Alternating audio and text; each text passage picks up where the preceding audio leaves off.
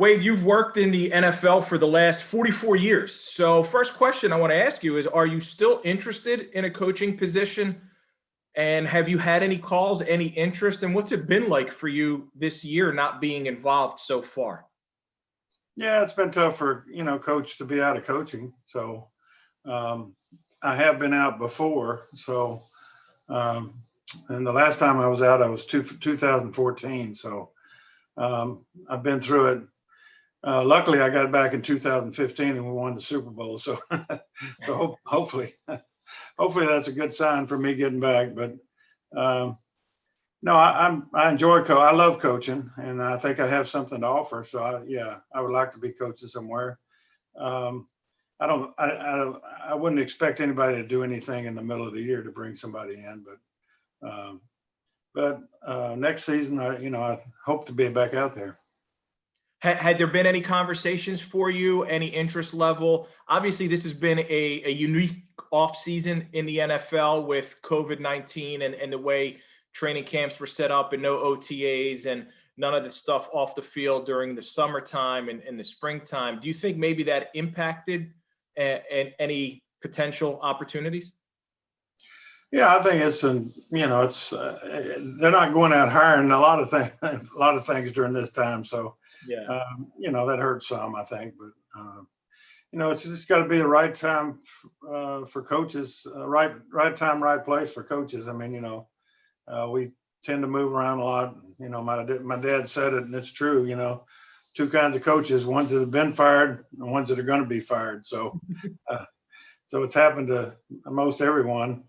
Even Belichick got fired. So I mean, it's even the great coaches. And so, a lot of times we're looking for jobs. Why do you think scoring is up right now? It's at record-setting levels around the league, and I'm sure there's a lot of different theories, and one being the lack of off-season. Is it easier for offenses to make up for not having that practice time and that chemistry than it is defense? Well, what do you think the reason is? Well, usually defenses are ahead. I think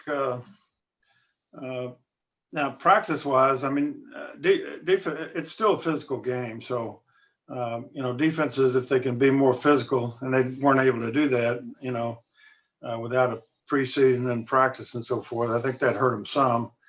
Offenses, especially the passing game, you can get all your timing in the passing game with no pads on. They can go out and get all their timing in the passing game. The physical part of the game, the running game, and I think the passing game is really what's kicked up the scoring. That and I looked at it. It's been a week or so ago, but there were like 16 teams that offensive holding. If they continued on the pace they're on, 16 out of the 32 teams would have less holding penalties than any team had in the league last year. So they're not calling offensive holding penalties.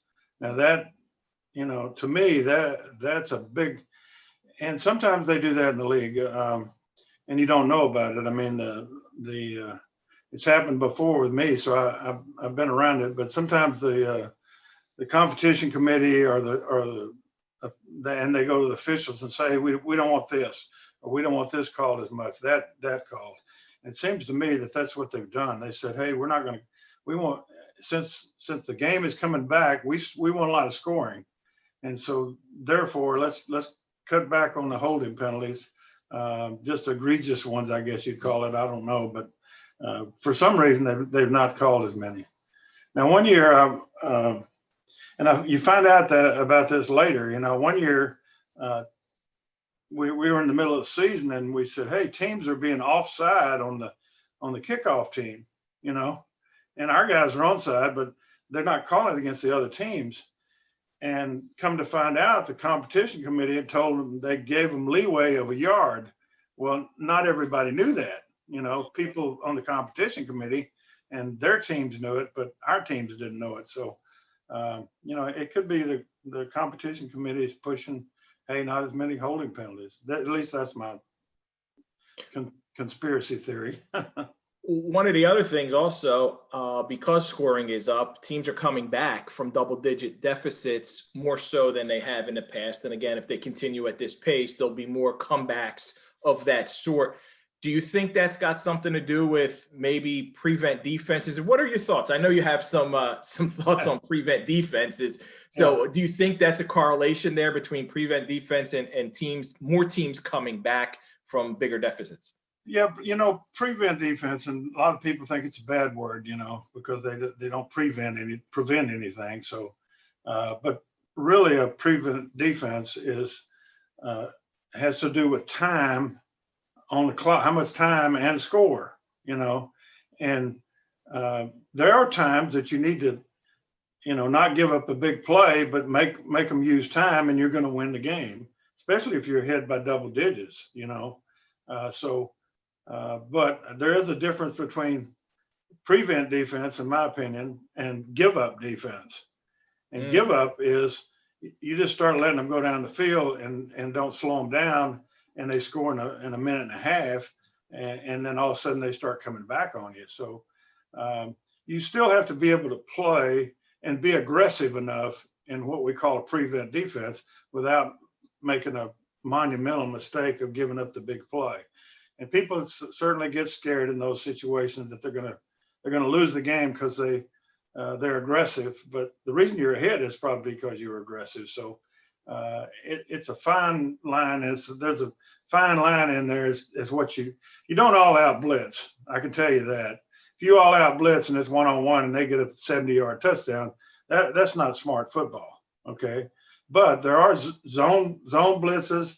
There are certain man-to-man calls where you double the best receivers and things like that. So, or you play too deep man-to-man with the quarterback can't run with it, those kind of things. So there are certain things you play in certain situations that prevent the other team from scoring enough to beat you. And it has to do with time in the game, certainly, how much time is left in the game. Because teams run a 2-minute offense. They can run 2-minute offense at any time, during the game. We normally see it before the half and at the end of the game. But if they get behind, they're gonna start running their 2-minute offense early, and you need to play. You need to have a plan for how to play that. How about sticks defense? We hear that terminology a lot. 3rd and 13, 3rd and 17. Teams playing sticks defense, trying to prevent the first down, and sometimes a guy. Offenses will be able to sneak in and get that first down. Over the course of your career, how have you viewed those particular down and distance situations and that term sticks defense? Well, it's kind of the same thing. I mean, sometimes people are over conservative in those situations, in that sometimes you got a 3rd and real long, okay, but you got them backed up. And say 3rd and 18, well, they make 12 or 14, it changes field position. So you're actually hurting your offense sometimes. I mean, by playing too soft in certain situations like that, because field position obviously is important in the game as far as scoring is concerned. So that, and like I say, I think that's where a lot of zone blitzes come in, where you can make them throw it quick. Pressure the quarterback, but still not be able to give us the big play or the big first down. Wade, you most recently spent 3 seasons with the Rams. You went to the Super Bowl in 2018. That team that year, you guys in that game held Tom Brady and the Patriots to 13 points, but lost the football game, lost the championship. If someone would have told you you'd be able to hold the Patriots and Tom Brady to 13 in the Super Bowl, I think you would have taken that any time. How did you deal with that disappointment? Because you guys, did a great job in the game and still have to come away on the losing end. Yeah, it's you try to play your best. That's and there's always things you feel like you could have done better. And we always tell our defense we want to outplay the other team's defense. It's not, and that's if they held us to 3, we should have held them to 0, and we didn't do that. So, and that's the way you got to look at it. But yeah, to go into a game against Tom Brady, especially at New England, I mean, when he was playing at New England, and even now, to Yeah. hold him 13 points, you feel like you got a good chance to win. Actually, when we won the Super Bowl at Denver, we played him in the championship game in Denver, and we held him to 18. And we had to stop a 2-point play at the end of the game, intercept the 2-point play to win 20-18. So, and one year at San Diego, we had him beat. We had three interceptions, and the third interception, we were running it back, and we got the ball knocked out, and they recovered it, and they ended up winning the game. So, on our third interception against him, so he's a tough guy to beat. You mentioned the Super Bowl with Denver in 2015. That was your defense going into that game, facing the league MVP Cam Newton. Carolina had the top-ranked offense in the NFL, and you guys were able to hold them to 10 points. Defense dominated. That had to be. It's got to rank up there. You win a ring. You get the Super Bowl. The defense shuts down the best offense in the NFL. Where does that rank in all of those accomplishments that you've had over the course of your career? That's that. Well, actually, that run, we played the three of the top 5 offenses in the league in the playoffs. We played Pittsburgh first, and then with Roethlisberger, and then we played Brady with New England, and then we played Cam, who was the MVP, and they were averaging 40 points a game in the playoffs. So, and all 3 of those teams were the top 5 in offense and top 5 in scoring. So, tremendous. A tremendous effort on our defensive part, but it takes a whole team, obviously. Our special team played really good, and our offense came through for us at the right times. So it was a fun, you don't have many like that. I've had a long career, but you don't have many where you just dominate in a Super Bowl. It's just it happened very few times. You ever joke with Peyton Manning that you're the reason why the defense is the reason why he earned that second ring? Peyton was in that game reduced to, I guess, a game manager, and we know he's had a Hall of Fame career, one of the greatest ever to play the game. But he earned his second ring on the strength of that. Has that ever been something that you guys talk about, joke about, or anything like that? No, it's still a team game, and what he did that year. Especially coming back, when he came back, it gave the team a spark. Although they, didn't have a great Super Bowl as far as yardage and so forth is concerned, but it's still, Gary Kubiak's great about, being able to dominate the game by running the football, taking some time off. Like I just said, those prevent defenses sometimes are really helped by offenses that can control the ball. So, that's what we did a lot that season and helped us win those games.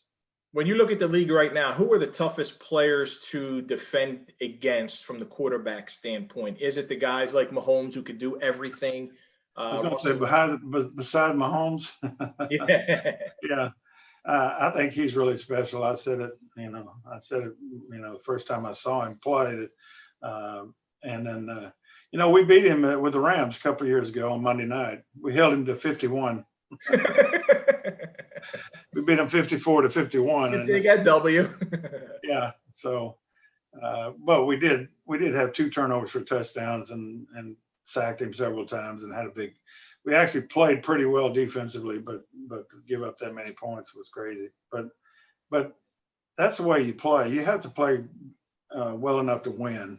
And that's what was great about our team, our Super Bowl team with the Rams. We played well enough to win throughout the whole season, and then certainly in the playoffs and even the Super Bowl, we played almost well enough to win. You started your NFL coaching career, I'm going to take you way back, under your dad, Wade Phillips, and were able to work with him on his staff before continuing on in your career. What is that like to be able to, and at what point did you know that this is for you, this is your future, this is what you're going to do, you're going to follow in those footsteps? Yeah, I mean, I was always around it because my dad was a coach, obviously. So I was always around football and coaches' meetings and coaches' offices and so forth. Even as a little kid, I was in there when coaches were talking football. So I knew what coaches did, and I knew my dad loved what he did. So, that was the first clue right there. Really, I didn't know uh, until I until my junior year in college. I didn't really think about it like a lot of people. I was just going to school and I was playing football, and I went out to it was San Diego then. My dad was coaching for the Chargers, and I saw their training camp, and I realized looking at their linebackers, they were bigger and stronger and faster than I was. That I wasn't going to have a career much further than college. So I started thinking about, well, what am I going to do? Because I'm not, you just don't keep playing if you're not athletic enough. Uh, so then I started thinking about it, and I knew about football. I knew about coaching. I think I was a smart player when I played, and you see a lot of players that are into out coaching in the league. It's kind of the same way. The real great ones can't always teach, because it's so easy. Everything's so easy for them. A lot of the really good coaches weren't really good players, but they were smart enough to know how to teach better and teach what should be done. So that's the direction I went. I'm going to take you back to when I was growing up in Philadelphia in the Buddy Ryan era, and that defense, the gangrene defense, Reggie White, Clyde Simmons, Jerome Brown, that whole era. You were the defensive coordinator under Buddy, who was a defensive-minded head coach for a few years there in Philly. What was it like coaching under him? Did he give you the leeway to implement what you wanted to do? What did you learn from him and just those great players on that team? Who were some of your favorites? Yeah, no, he didn't give you any leeway as what to play. I mean, he just come from the '85 Bears, and he said, Wade, will you come up and run my defense? And it was his defense, which helped me philosophy wise, because I took a lot of things, a lot of the concepts that we used in the Bear defense, and utilized them in the 3-4. Some of the concepts, not the exact Bear defense, but the concepts from it helped. But no, Jeff Fisher was there as the secondary coach, and both of us just taught what they had run at the Bears. And we had Reggie and Jerome Brown and Clyde Simmons and that other guy. I call him the other guy, Mike Golick. But so it was. And Byron Evans was a really good middle linebacker. We had a lot of good players. Seth Joyner, right? Seth. Yeah, Zeth. Yeah, Buddy called him Zeth. I don't know why. I don't know if he couldn't say Seth, but he always called him Zeth. Now he called everybody by their number mostly. So Yes. he didn't call many guys by their name. I guess that's why. So, but I learned a lot of football from him. And he was a brilliant guy. He was a brilliant defensive mind. I mean, people talk about geniuses, and this guy's a genius, that guy, but he really was, as far as all those things are concerned. I mean, he could just spout it off, just boom, boom, boom. Let's do this. Now, being able to teach those things to the players, because he was with the Bears for a long, long time, and players didn't move as much then because of the bargaining agreement and so forth. So there wasn't much movement. So he had a lot of the same players for a long time. And he didn't have to teach a new group all the time.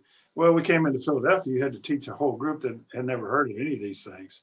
Never heard of cheeseburger blitz, Well, that's because Otis Wilson liked cheeseburgers. Well, we didn't have Otis Wilson. Nobody knew, but he still called it cheeseburger blitz. So everybody had to.